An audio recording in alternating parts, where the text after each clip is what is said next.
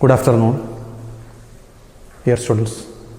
നമ്മളിന്ന് ഡിസ്കസ് ചെയ്യാൻ പോകുന്ന ജനറൽ എഡ്യൂക്കേഷനിലെ ഡൈവേഴ്സിറ്റി ഇൻ എഡ്യൂക്കേഷൻ എന്ന ടോപ്പിക്കാണ്. നമ്മളുടെ ക്ലാസ് റൂമുകളിൽ തന്നെ നമ്മളുടെ ഡൈവേഴ്സിറ്റികൾ എങ്ങനെയാണ് വരുന്നതെന്ന് നമ്മൾ ക്ലാസ് റൂമുകളിൽ നിന്ന് തന്നെയാണ് പഠിക്കുന്നത്. ഇന്ത്യ എന്ന ലോകത്തിന് മുന്നിൽ ഒരത്ഭുതമായി നിൽക്കുന്ന ഒരു രാജ്യമാണ്.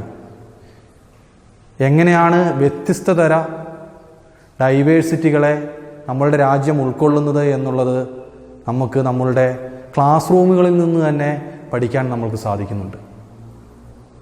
വ്യത്യസ്ത social diversity, political diversity, economical diversity, tribal diversity എന്നിങ്ങനെ വ്യത്യസ്തമായി നമ്മളുടെ ഡൈവേഴ്സിറ്റികളെ നമ്മൾക്ക് തരംതിരിക്കാൻ സാധിക്കും.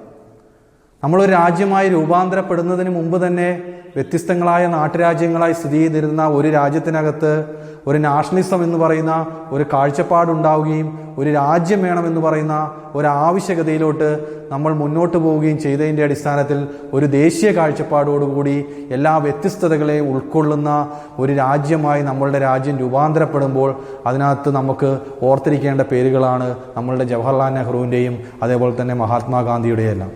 അവരെല്ലാം ആശയങ്ങൾ ഉൾക്കൊണ്ടുകൊണ്ട് അല്ലെങ്കിൽ ഇന്ത്യയിലെ വ്യത്യസ്തങ്ങളായിട്ടുള്ള വ്യക്തികളുടെ അല്ലെങ്കിൽ വ്യത്യസ്ത രീതിയിൽ ജീവിക്കുന്ന, വ്യത്യസ്ത ഭാഷകൾ സംസാരിക്കുന്ന, വ്യത്യസ്ത ഭക്ഷണ രീതികൾ, വ്യത്യസ്ത ഡ്രസ്സ് ധരിക്കുന്ന ആളുകൾ എന്ന് വേണ്ട വ്യത്യസ്ത ആചാര രീതികൾ, അനുഷ്ഠാന രീതികൾ, അല്ലെങ്കിൽ ഒരു സ്ഥലത്ത് നിന്ന് മറ്റൊരു സ്ഥലത്തോട്ട് ദിനംദിനം മാറിക്കൊണ്ടിരിക്കുന്ന ജീവിത രീതികൾ എന്നിവയെല്ലാം ഉൾക്കൊള്ളുന്ന ഒരു രാജ്യമായി നമ്മൾ രൂപാന്തരപ്പെടുന്നത് വളരെ പ്രധാനപ്പെട്ടതാണ്.